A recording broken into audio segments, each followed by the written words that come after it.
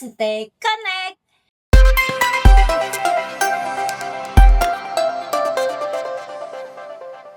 Ini adalah podcast dari TSIT yang tidak hanya membahas teknologi dari sisi spesifikasi atau teori. Kita ingin melihat bagaimana teknologi itu bekerja di lapangan, khususnya di dunia pertanian yang penuh dengan tantangan. Dan hari ini kita akan membahas seputar drone pertanian dan kenyataannya di lapangan. Bersama saya sudah hadir juga Bung Jordan Geraldo, manajer after sales sekaligus pilot drone yang sudah berlisensi dan telah terjun secara langsung di berbagai kondisi lahan. Halo Bung Jordan. Halo, selamat Bagaimana kabarnya? Pastinya sangat baik. Sangat baik ya. Selamat datang, terima kasih sudah mau hadir di podcast kali ini. Bung, Ya. boleh nih sebelum kita masuk ke teknis, Oke. boleh diceritakan sedikit tentang latar belakang Bung Jordan, kemudian sejak kapan nih terjun sebagai pilot drone di pertanian dan bagaimana awal mulanya? Oke, jadi diawali karir saya sebagai pilot drone consumer, fokusnya ke foto dan video dari tahun 2018. Dan di tahun 2022 saya sudah beralih menjadi pilot dan juga trainer untuk drone DJ Agriculture. Jadi dari tahun 2022 hingga 2026 sekarang saya berfokus di drone DJ Agriculture. Oke, baik. Berarti bisa disimpulkan bahwa pengalamannya Bung Jordan ini bukan hanya menerbangkan drone ya, tapi juga memahami kondisi lahan dan kebutuhan Ya. di lapangan. Ya. Betul ya? Nah, ini penting nih teman-teman, karena seringkali teknologi itu terlihat canggih, tapi tantangan sebenarnya justru berbeda sama yang ada di lapangan. Nah, kalau kita bicara tentang kondisi di lapangan nih, tantangan apa sih yang paling sering Bung temui di lapangan? Tantangan yang paling sering ditemui itu yang pastinya adalah cuaca ya. Kita nggak bisa memprediksi hari ini akan baik atau enggak. Jadi pertama adalah angin dan juga mungkin ada hujan atau mungkin juga terkadang jalanannya dari titik kita start ke titik tujuan itu kadang tuh suka berlumpur, mungkin nggak rata, jadinya itu jadi kendala-kendala yang ada sih. Oke, kalau dibandingin nih daripada metode konvensional, di bagian mana sih yang paling terasa banget kendalanya tuh? Kalau kita ngomonginnya dari kondisional ya, itu kan berarti kita ngomongnya tradisional. Yang pastinya saat petani itu harus misalnya dia akan turun ke lapangan. Dia entah itu di sawah atau mungkin dia di perkebunan, pastinya itu ada kendala sepanjang perjalanan. Apalagi kalau kita ngomong sawah, berlumpur pastinya. Jadi pergerakannya lama. Jalannya lama, dia mesti semprot kanan kiri juga, itu sudah makan waktu. Jadi 1 hektar itu dalam 1 hari itu bisa sampai bisa enggak, kadang-kadang. Apalagi kalau kita bicaranya tentang waktu dan juga tenaga. Jadi bedanya adalah 2 hal itu, waktu dan tenaga yang benar-benar terkuras. Sedangkan kalau kita ngomongin teknologi untuk penggunaan otomatisasi menggunakan drone DJI yang agriculture untuk spraying atau spreading, 1 hektar itu hanya membutuhkan waktu 2-3 menit aja. 2-3 menit 2-3 saja. aja. Oke, berarti sangat jauh lebih efisien. Pastinya. Dari situ sebenarnya kelihatan ya kenapa drone itu mulai dilihat sebagai kebutuhan, bukan sekedar alat tambahan aja. Nah, kita masuk ke fungsi yang paling dikenal dulu, yaitu spraying atau penyemprotan. Dari pengalaman Bung Jordan nih, apa sih perbedaan yang paling terasa antara penyemprotan manual menggunakan knapsack sama menggunakan drone? Oke. Tentunya kalau menggunakan knapsack ya, itu kan secara tradisional. Jadi banyak sekali kekurangannya dan juga kelemahannya. Yang pertama adalah knapsack kita pinggul seperti tas. Jadi akan terasa berat dan tidak nyaman untuk si petani. Oke. Yang kedua adalah dari sisi penyemprotan. Dia menggunakan tongkat, stick, nozzle itu panjang sekitar segini aja. 1 meter? Iya, 1 meteran. Jadi saat dia spray seperti ini, kita bisa ibaratnya kita semprot racun ke Tanamannya. tumbuhannya seperti itu. Nah, saat ada angin yang bahaya adalah saat ada angin, dia bisa menimpa atau kena si petaninya. Betul. Jadi dari segi resiko kesehatan sendiri pun itu ada risiko yang lumayan berbahaya sebenarnya. Apalagi Oke. kita ngomonginnya adalah kalau obat atau racun itu kan dia pestisida kan, kimia lebih tepatnya. Jadi pasti akan ada efek jangka panjang. Nah, kalau pakai drone ini sudah memiliki jangkauan distance luas itu sekitar di 1 sampai 2 kilometer. Jadi betapa safety-nya dan betapa amannya penggunaan drone ini, gitu. Jadi itu yang sangat jauh. Yang kedua ya pastinya kalau tadi poin pertama mesti digendong-gendong kneepsek tangki 16 liter lumayan berat juga, 1 hektar muterin lahan.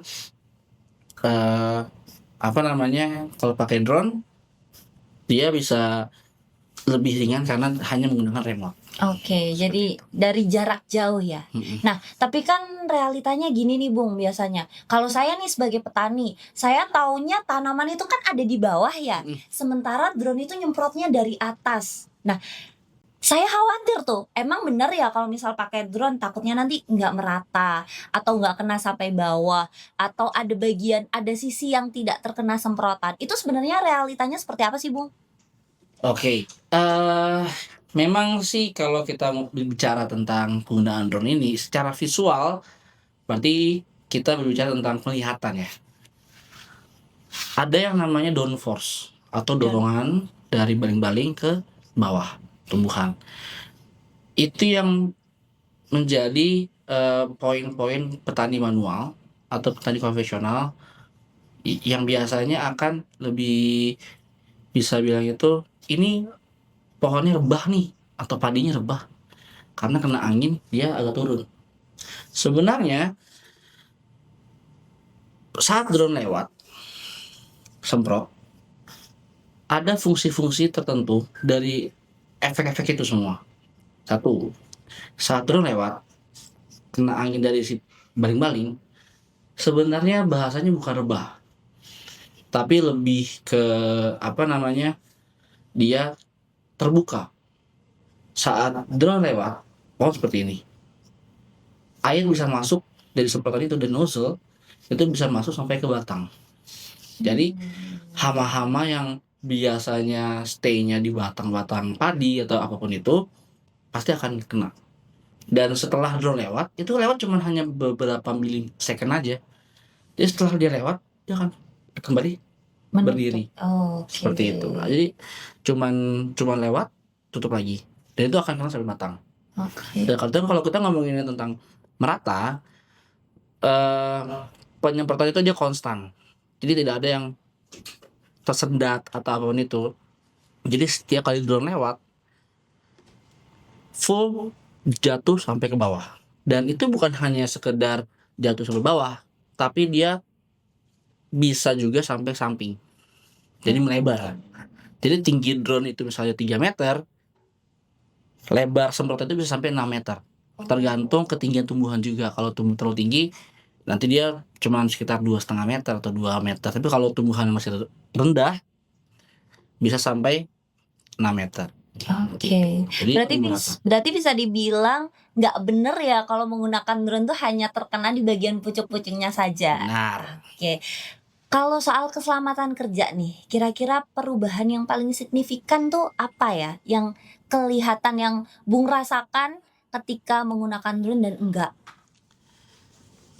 Kalau kita berbicara tentang perubahan signifikan, pastinya pekerjaan akan jauh lebih cepat ya. Kalau kita merujuk pada parameter drone yang paling efisien, ya kita ngomonginnya adalah tentang cuaca yang baik, kondisi jalan yang oke, lahan yang full flat atau datar. Drone-drone tipe seperti T20P, T25 atau mungkin T50, dia bisa semprot di lahan-lahan padi yang flat, bisa sampai 11 hektar dalam waktu 1 jam. 11 Sampai hektar. 21 hektar dalam 1 jam. Oh. Di lahan-lahan padi yang datar. Jadi perbedaan waktunya cukup signifikan jauh dibanding kita manual. Manual 2 orang nyemprot di sawah, 2 orang itu bisa makan waktu 1 hektar aja ya, lahan 1 hektar aja itu bisa makan waktu setengah hari. Setengah hari. Itu pun kalau cuacanya oke, nggak ada angin. Ya, Kalau cuacanya tidak oke, itu bisa 1 hari full. sehari full. Pastinya ini ada perbedaan yang jauh banget pastinya. Oke. Nah, ini juga yang menjadi apa ya, bisa dibilang adalah sebuah inovasi yang sangat penting banget untuk pertanian di zaman sekarang. Karena selain efisiensi waktu, efisiensi tenaga, efisiensi dari segi bahan bakunya atau pupuk dan juga air, betul ya? Benar. Nah, selain spraying nih teman-teman, ada fungsi spreading, benar nggak? Benar. Benar ya? Atau penyebaran nih yang kayaknya belum banyak diketahui sama teman-teman di sini. Nah, dalam kondisi seperti apa sih spreading sama menggunakan drone ini menjadi solusi yang efektif? Pada dasarnya yang paling kita kenal saat itu adalah spraying ya, karena kebanyakan, kalau kita ngomongin pertanian pasti identik dengan penyemprotan. Oke. Tapi sebenarnya di selain penyemprotan itu juga ada yang namanya spreading, penebaran pupuk. Jadi mungkin kalau kita merancunya pada drone, orang taunya spraying nih, nyemprot gitu. Tapi nggak tahu sebenarnya drone ini tuh udah bisa lo pakai pupuk juga buat tebar pupuk. Entah itu pupuk yang ukurannya 0,5 milimeter sampai ke 5 milimeter ukuran granulnya. Jadi bahkan kita sedang mencoba untuk penebaran pupuk dolomit, yang dimana dolomit itu semacam bubuk.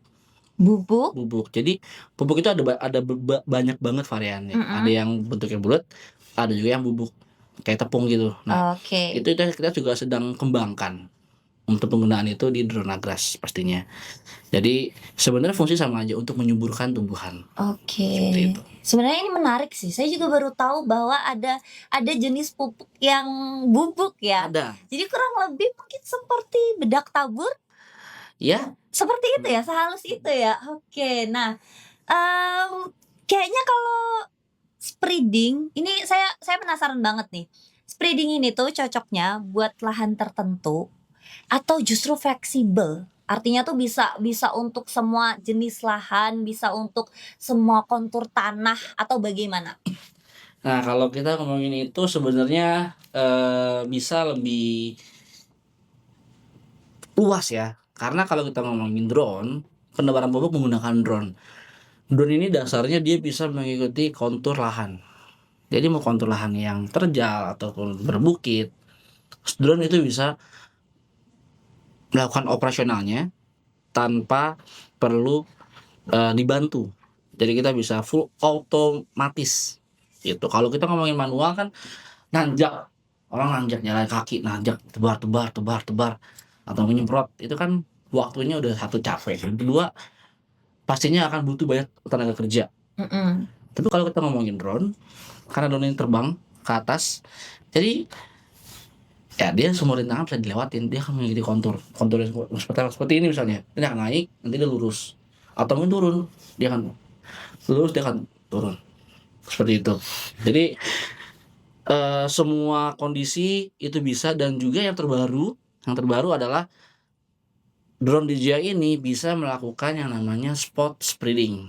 Spot spreading, seperti apa itu? Boleh dijelaskan sedikit? Jadi kalau di tumbuh-tumbuhan seperti sawit, itu terkadang mereka hanya butuh pupuk di titik pohonnya aja. Oke. Jadi dia ada pohon, batang seperti ini, lurus bawah. Nah, kebun itu hanya ingin tebar pupuknya di area sini aja, misalnya seperti itu. Oh, itu bisa diatur berarti Jadi ya? drone-nya saat lagi dia lewat seperti ini, dia akan berhenti di pohonnya, tebar. Kalau udah lewat, ada di sebelah lagi, taruh di sini misalnya, dari sini jalan sini, pindah dari sini ke B, di poin A ke poin B, Dia itu tidak akan menyebar. Dia tidak akan menyebar. Oke. Di poin B akan tebar lagi. Itu inovasi yang paling terbaru dari DJI. Oh, seperti itu ya. Berarti bisa dibilang ini bukan cuma sekedar drone tapi juga robot yang cerdas. Pasti. Bener ya? Pasti dong. Nah, kalau setahu saya nih, Bung, yang namanya drone tuh kan dia terbang nih. Terbang ke atas berarti bisa untuk melakukan pengangkutan atau lifting. Ya. Ya. Nah, kadang tuh orang-orang masih nganggep nih lifting tuh sesuatu yang nggak umum. Ya, bener ya. Masih ada. Nanti kalau misal di Pasti. jalan gimana, sekuat apa, sejauh apa dia akan memindahkan dari satu tempat ke tempat lain. Nah, boleh nggak diceritakan nih contoh nyata lifting yang pernah Bung Jordan lakukan? Contoh nyatanya sebenarnya kita akan bahas di selanjutnya. Yang pertama saya akan bahas tentang lifting-nya dulu. Lifting ini memang sudah terkenal, terkenal itu dari dulu ya. Drone menggunakan untuk lifting. Di versi-versi yang sebelumnya, versi-versi drone ada yang namanya DJI Flycard. Dia Atau fly untuk khusus pengangkutan. Entah itu untuk angkut hasil panen, alat pemadam atau apapun itu. Jadi memang sudah ada versinya, tapi mungkin belum terlalu diketahui secara luas. Nah, menariknya di drone yang versi yang terbaru ini, kita baru aja launching itu drone DJI Agras T70P T70P. dan juga T100. Oke. Dua tipe drone ini itu sudah support untuk lifting. Jadi penggunaannya sendiri banyak yang tadi Banana bilang belum terlalu kelihatan atau mungkin banyak yang meragukan gitu kan. Betul. Sebenarnya ini sangat membantu kegiatan terutama di bukit ya. Hasil-hasil panen seperti mungkin jeruk atau mungkin hasil-hasil seperti teh misalnya gitu kan. Biasanya mereka akan entah itu dia angkut pakai manual, turun gunung atau pakai mobil. Oke. Tapi yang perlu kita tahu adalah jalanan dari atas ke bawah itu yang pertama biasanya tidak rata. Betul. Jadi agak lama tuh jalannya tuh, mobil juga tuh agak lama. Atau mungkin berkiluk-kiluk, berleok-leok, itu juga akan lama tuh. Betul. Ya kan? Apalagi Setuju. kita bawa manual jalan kaki, turun sini, turun sana, risiko juga lebih tinggi.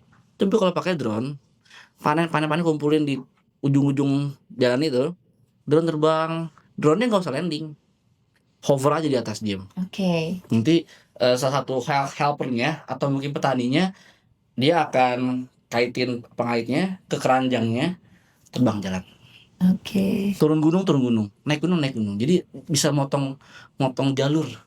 Kalau yang pernah di lifting sama Bung Jordan sendiri apa tuh? Tanaman apa? Duren Duren. di Tasik. Di Tasik. Itu dia juga kita pakai lifting. Itu kapan itu? Itu baru-baru ini sih, baru 2 minggu yang lalu. Berarti baru banget Bung Jordan melakukan lifting atau pengangkatan hasil panen durian, bener ya? Hasil panen durian di Tasikmalaya. Nah, Benar. ini pasti teman-teman juga penasaran karena saya juga penasaran. Kan bisa lifting ya? Untuk kapasitasnya tuh sampai berapa kilo? Oke. Yang paling besar itu yang T100 bisa 100 kilo. Sampai 100 kilo. 100 kilo itu udah lumayan jauh banget. Banyak banget hal yang bisa kita angkut. Solar panel. Oke. Alat pemadam, selang-selang atau mungkin apa itu yang tentang pemadaman bisa diangkut. Ada juga kita bisa angkut alat-alat berat seperti buat di tambang. Itu juga bisa kita angkut seperti itu menggunakan DJI Agras yang tipe T100.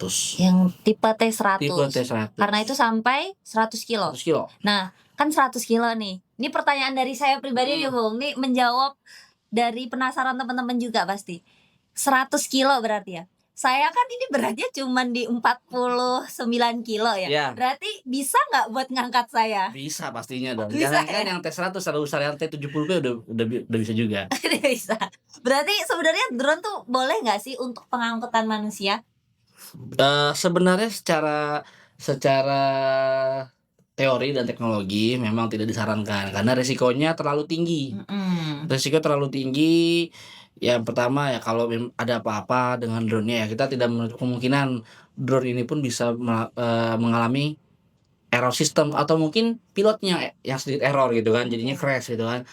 kalau kita angkut orang dan sedang error, resikonya kan bukan tentang alat ataupun benda, tapi udah ke nyawa, ini yang bahaya. Oh, seperti itu. Seperti itu. Jadi sebenarnya bisa namun tidak Iya, disarankan. Betul ya? benar. Oke, nah buat teman-teman yang mau tahu lebih lanjut tentang drone pertanian, khususnya DJI Agras T70P, DJI Agras T100, teman-teman bisa langsung hubungi dari ke PT Tribuana Solusi Inovasi Teknologi atau TSIT. Ya.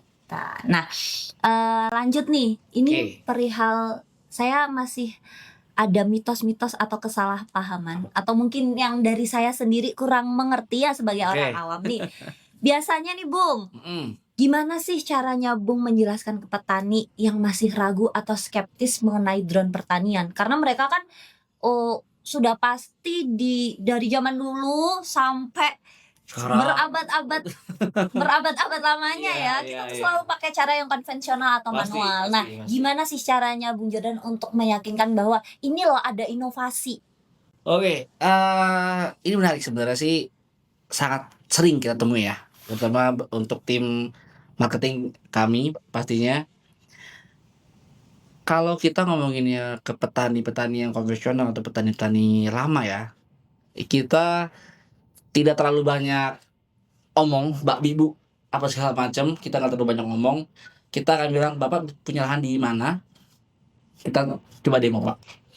Kita langsung datang, kita demo. Jadi biar petani lihat, trial dan demo. Oke. Itu ini mah kalau kita ngomongin ini, karena pengalaman yang saya temui adalah kita udah ngejelasin seperti apapun, mereka kayak, "Wah, nggak bisa nih Mas, kayaknya Mas, kayak kurang nih Mas. Oke. Nanti takutnya rebah nih Mas. Bahkan kalau kita tunjukin video aja, rebah juga nih Mas, takutnya jadi bla. Lebih baik kita langsung kayak, Bapak punya lahan di mana, kita atur waktu, kita datang." Karena saat ini kita sudah memiliki banyak sekali cabang kita ya, ada dari Pekanbaru, dari Jambi, terus ada juga di Kalimantan, pastinya juga di Jakarta atau di Jawa, seperti itu. Dan di Sulawesi, di Indonesia Timur udah ada juga partner kita yang sudah melakukan menjadi sub dealer gitu. Jadi kita bisa handle dari ujung Indonesia ke ujung Indonesia juga. Oke. Karena semua jaringan kita sudah tersebar. Jadi kalau misalkan ragu atau ingin coba, kita pengen lihat dulu ya, pengen tes dulu deh ya, bisa langsung hubungi ke kami, nanti kami akan coba cek yang mana yang terdekat.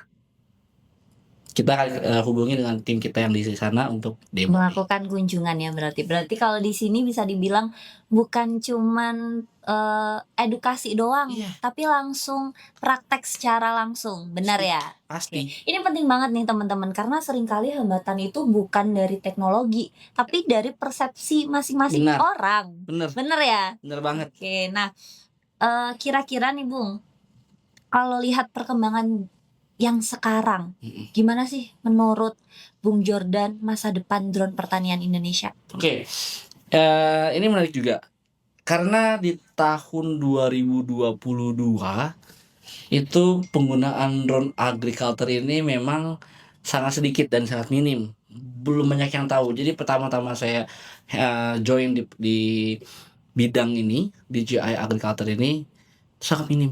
Tapi saya pernah sekali itu berpikir, ini mungkin memang belum terlalu luas pengetahuan tentang drone DJI Agras. Nantinya di tahun 2024, 2025, perkembangan drone Agras ini akan jauh lebih signifikan. Karena saat itu perkembangan Agras berfokusnya di Pulau Jawa dan Sumatera, karena penggunaannya kan banyaknya di sana kan, di perkebunan sawit sama akasia, atau mungkin di padi, atau mungkin di jagung dan tebu gitu. Jadi dua area ini aja, dua pulau ini aja. Tapi buktinya sekarang di tahun 2026, di hari ini, hampir seluruh Indonesia sudah tahu tentang produk DJI Agriculture. Ataupun itu drone penyemprotan lainnya. Jadi perkembangan nantinya akan jauh lebih pesat lagi, karena belum semua area di Indonesia itu tercover atau ada drone di daerah tersebut. Yang paling minim saat ini adalah di daerah timur. Kalau di Sumatera, Jawa, Kalimantan, jangan ditanya sih. semuanya itu dari Sumatera, Jawa, dan Kalimantan aksesnya mudah, pasti ada aja ketemu drone pertanian, entah itu DJI atau brand lainnya. Kira-kira nih Bung, apa sih yang sebaiknya disiapkan petani buat bisa beradaptasi sama teknologi yang ada saat ini? Kalau kita bicara tentang adaptasi untuk ke petani-petani yang udah berumur ya, atau yang petani konvensional, sebenarnya fokusnya adalah atau, intinya adalah bukan tentang yang disiapkan aja, tapi Tapi apa yang mesti mereka pikirkan, lebih ke oke, visionernya. Karena tadi yang kita bahas di awal, kita ngomongin manual dengan drone, signifikan perbedaan waktunya tuh jauh banget. betul, setuju. Tepatnya, apalagi kalau petani yang punya lahan-lahan itu luas-luas semua, Betul. 30 hektar, bahkan mungkin lebih dari 100 hektar misalnya gitu, perusahaan-perusahaan yang besar. Kalau mereka pikirannya hanya berfokusnya ke manual, ya kan, gimana mereka bisa bekerja atau menghasilkan yang cepat gitu, karena penyebutannya aja itu lama, gitu. Jadi visioner hal itu. Tapi kalau mungkin ada juga petani yang, kan nggak rata. Kita sudah banyak melakukan tes, kita sudah banyak melakukan demo, kita sudah banyak melakukan, riset. Mhm. Hasilnya tergantung dengan apa yang kita siapkan. Seperti apa itu? Dari segi, pembuatan area petakannya, di remote, misinya, terus parameternya kita musti siapkan. Kita bisa lihat, di sini sepertinya kurang kurang geser sebelah sini nih, atau mungkin dari jarak drone terbang kan otomatis ya, Betul. itu kurang rapet misalnya gitu. Jadi kita bisa melakukan, tes, dan juga kita sering juga melakukan riset. Dan kita sudah menemukan beberapa parameter yang sesuai dengan beberapa tumbuhan atau, apa namanya, area Area. gitu. Jadi kalau area berbuka kita mesti seperti ini, kalau areanya seperti ini kita mesti seperti ini. Oke. Jadi kita sudah banyak melakukan tes, riset, dan banyak juga hasil yang kita temukan. Oke, berarti memang harus sebelum itu harus memang ada riset, ada tesnya juga ya. Nah, kan teman-teman juga tahu nih pasti kalau harga drone ini kan nggak murah ya. Sudah pasti nggak murah. Nah, apa petani nggak malah rugi tuh, Bung, kalau misal menggunakan drone atau berarti harus mengeluarkan modal yang besar tuh. Nah, itu gimana tuh? Eee, kita bisa bilang ini bukan buang-buang anggaran ya, tapi lebih ke investasi. Oh, betul. Karena penggunaan drone ini bukan sekali pakai, Mhm. atau mungkin setahun pakai, atau mungkin 2 tahun pakai, bahkan ada drone yang dari 2018 2018. masih beroperasi hingga sekarang. Oh. Dia udah hemat berapa banyak cost manual spraying ketimbang, eee, apa namanya, dengan drone gitu. Dia udah Oke. hemat berapa banyak. Jadi investasinya bukan tentang di awal, tapi tentang berjangka. Berarti memang investasi jangka Iya, panjang. Selain investasi jangka panjang ini juga sepertinya lebih efisien waktu, tenaga, iya, dan biaya ya jatuhnya pasti. kalau dihitung dalam jangka panjang, benar ya? Bener. Oke. Bahkan bukan, tadi aku mau sedikit mention juga, bukan sekedar waktu atau mungkin hal-hal lainnya, tapi dari segi penggunaan obat, dari segi penggunaan air, itu sangat jauh perbandingannya. Karena kalau kita ngomonginnya, eee, manual, tangkinya 16 liter, obatnya full banyak, tangki 16 liter. Nyemprot itu cuman berapa hektar aja, cuman 0,3, Nggak sampai 1, nggak nyampe 1, nggak bahkan sampai setengahnya 1, pun enggak, nggak sampai setengah nggak bahkan. sampai setengah. Waduh, Berarti itu bisa bertengki-tengki gitu kan. betul. Jadi banyak nih. Tapi sedangkan kalau pakai drone, misalnya kita inginnya berapa, misalnya gitu, parameter yang paling cocok tuh berapa sih, gitu kan. Karena ada obat yang A, dia pakai, setelah di-riset misalnya gitu, obat A di-riset dia cocok menggunakan air, hanya 20 liter. Jadi kita bisa bisa menggunakan atau bisa aplikasikan pupuk itu, atau pestisida atau Mhm, herbisida sekalipun, ya. taruh ke drone, kita atur di remote drone-nya. kita hanya membutuhkan 20 liter per hektar. Sesuai Oke. dengan parameter dan riset yang udah dijalankan. Betul. Hasilnya maksimal. Tapi kalau ada juga obat B misalnya, dia membutuhkan air 40 liter per hektar. Karena sesuai dengan yang riset dan udah dijalankan. Nah, dari 40 liter itu atau 20 liter itu drone-nya bisa mencakup 1 hektar. Karena di remote-nya tertulis liter per hektar. Oke. Bahkan kalau kita hanya membutuhkan 10 liter pun bisa 10 liter per hektar. Jadi tergantung. Tergantung dari bagaimana pengaturan di Iya, awal ya. benar. Berarti oke. Jadi itu pun sebenarnya mendukung juga ke petani-petani muda. Karena kalau kita berbicara tentang petani-petani yang sorry itu saya udah agak berumur, mereka kan jarang atau akan sulit beradaptasi dengan menggunakan remote pastinya. Karena Betul. drone ini pakai remote untuk pencet-pencet, ini larinya kemana, ini mesti kemana, kalau seperti ini seperti apa. Mereka pasti akan bingung kan. Nah, petani muda ini banyak yang berpikir kayak, kalau ngomongin Bertani masuk ke lahan. Betul. Lumpur. Benar.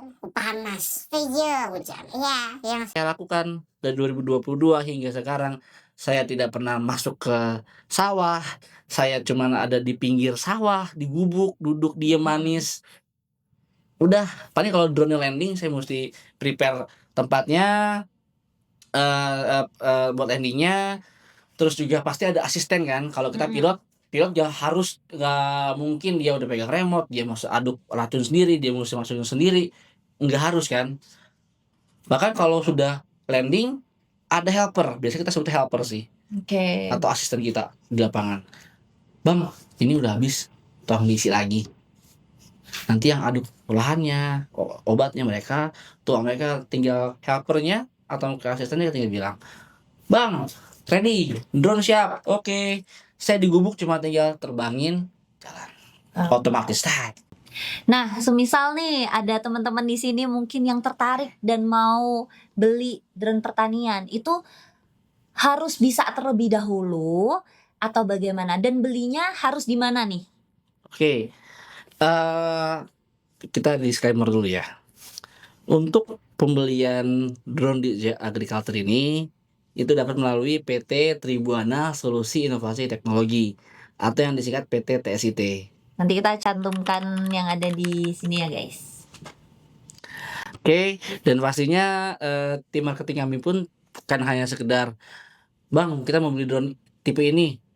Udah beli, jalan udah. Itu enggak ya. Pastinya kita dari segi tim sales pun akan melihat kebutuhannya. Misalnya kalau dia atau si customer ini, calon pembeli ini dia kebutuhannya hanya untuk sawah, mungkin cocok di T25 atau T5P atau bahkan T50. Tapi kalau kita berbicara tentang perkebunan yang notabene sudah menjadi market besar ya, Betul. atau project besar, itu biasanya akan kita arahkan ke versi-versi T50, T70P atau T100 karena dia kapasitas tangki lebih besar, pastinya cakupan luasan harianya juga lebih besar, seperti itu. Dan setelah customer melakukan, riset tentang kebutuhan pasar atau kebutuhan customer, pastinya akan ada yang namanya pembelian, proses verifikasi jual beli. Setelah itu, kita akan memberikan training. Akan ada training Akan ya? training. Jadi setiap pembelian drone di GI Agriculture akan mendapatkan free training 3 hari. Oh, free training. Iya. Trainingnya tidak berbayar. Tidak berbayar. Oke. Jadi mendapatkan free training 3 hari. Dan juga bukan hanya sampai training ya. Nanti semisalnya ada hal-hal tidak diinginkan di lapangan Atau kendala atau mungkin. kendala mungkin, tim after sales kami dari tim technical support kami juga mensupport untuk perbaikan atau mungkin troubleshooting di lapangan. Oke. Kalau memang nanti case-nya kalau nanti memang case-nya harus teknisi ke lapangan, ke area customer atau ke wilayah customer, itu juga dapat dilakukan sesuai dengan perjanjian yang berlaku aja. Oke. Jadi bukan hanya kayak telepon, customer benerin sendiri, kita kirim barang, enggak. Pak, kita ada masalah drone-nya crash. Kita tidak bisa benerin drone sendiri. Kita juga tidak punya spare part.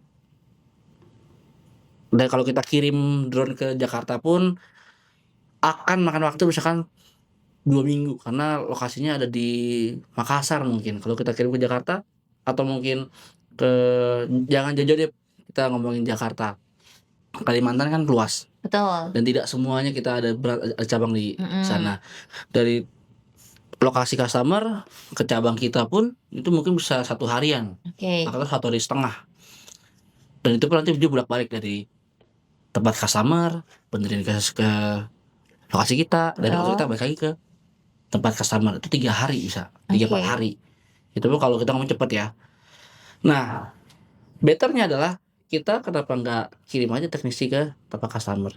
Oke. Dari Berat- misalkan dari Kalimantan Timur atau ke Kalsel misalnya gitu, jarak jauh atau kabar, kita bisa naik pesawat, bawa toolkit, bawa spare part, kita balik ke customer 3 jemput, kita benerin drone-nya. Drone selesai, langsung kerja lagi. Jadi lebih efisien.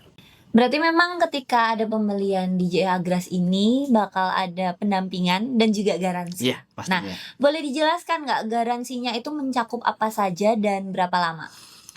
Untuk garansi drone DJI Agriculture ini dia mencakup seluruh fisik drone Mm-mm. dengan catatan kerusakan atau ada masalah terkait crash atau kecelakaan terbang. Seperti apa itu? Boleh dijelasin nggak, Bang? Oke, kalau misalnya radarnya tidak membaca obstacle atau halangan Mm-mm. atau ada rintangan di depan, error bisa gitu. Dia dari terbang, error radarnya, dia nggak baca kabel listrik, dia nggak Oke. baca pohon atau mungkin batang pohon atau apapun itu halangan intinya nyangkut, dia crash jatuh, itu kita dapat mengcover seluruh fisik drone-nya. Seluruhnya. Seluruh fisik drone-nya.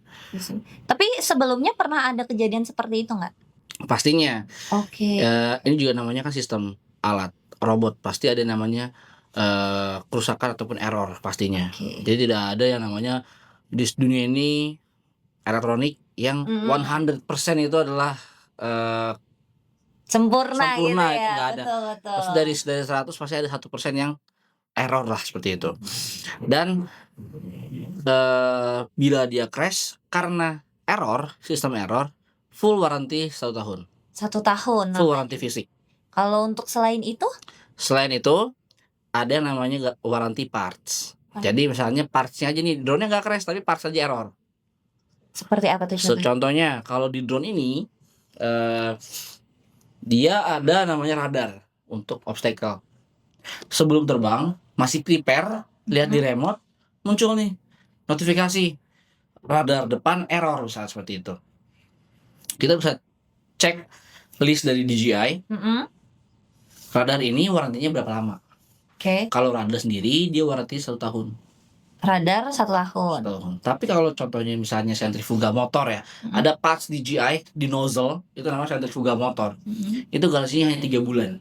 Hanya 3 bulan. Kalau untuk klaimnya sendiri kira-kira berapa lama? Maksudnya untuk proses klaimnya nih. Kan misal, nih aku hari ini ada kerusakan di nozzle-nya atau di apanya gitu. Nah, itu proses untuk klaimnya berapa lama?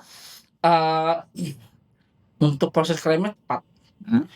Kita pertama harus bikin tuh video errornya. Video error dan bikinnya cuma 10 menit lah. 10 menit. Terus customer juga bikin penjelasan. Kita untuk penjelasan juga ke DJI. Oke. Nanti tim admin dari tim teknisinya, technical support akan submit case tersebut ke dalam website DJI. Baik. Untuk DJI cek.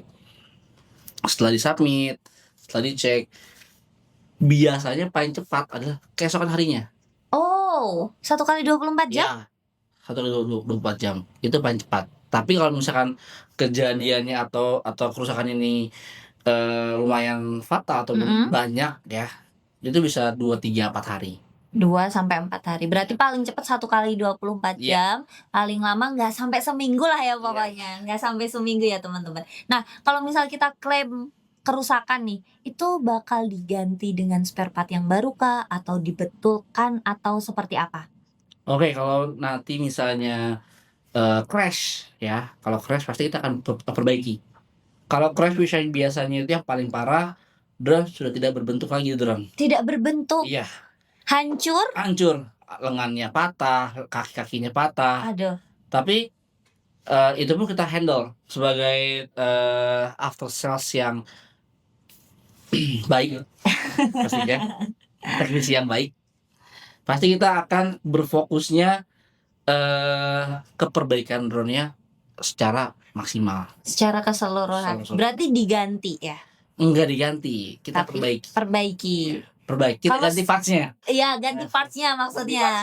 Diganti spare part-nya, betul ya. Ganti parts-nya.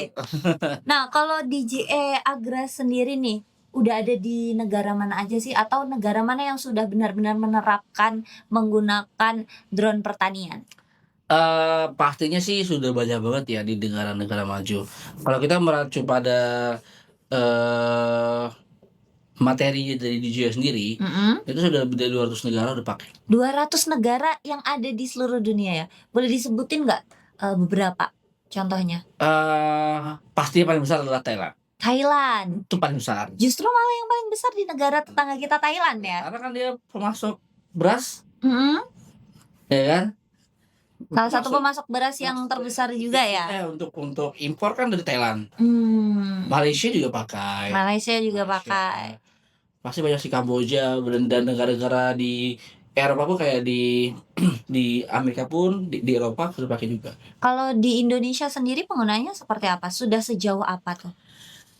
Kalau saat ini kita masih belum terlalu berkembang ya. Seluruh Indonesia itu masih dalam tahap pengenalan untuk ke petani-petani atau lahan-lahan sawah biasanya.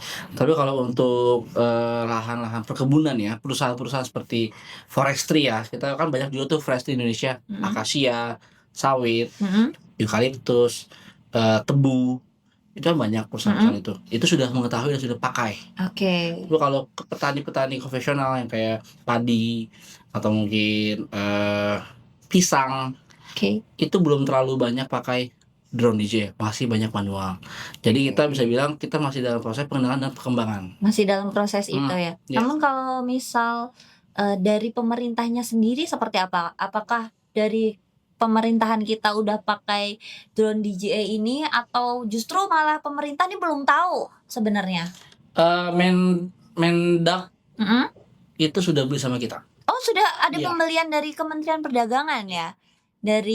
Di TSIT. Betul. Oke.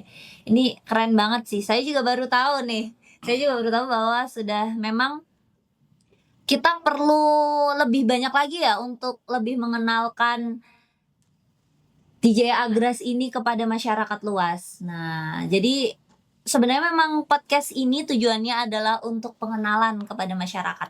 Harapannya sih semoga kedepannya semakin banyak petani-petani milenial yang bisa menggunakan teknologi, karena sayang banget kalau teknologinya sudah canggih tapi dari penggunaannya kurang maksimal gitu ya, atau kurang merata.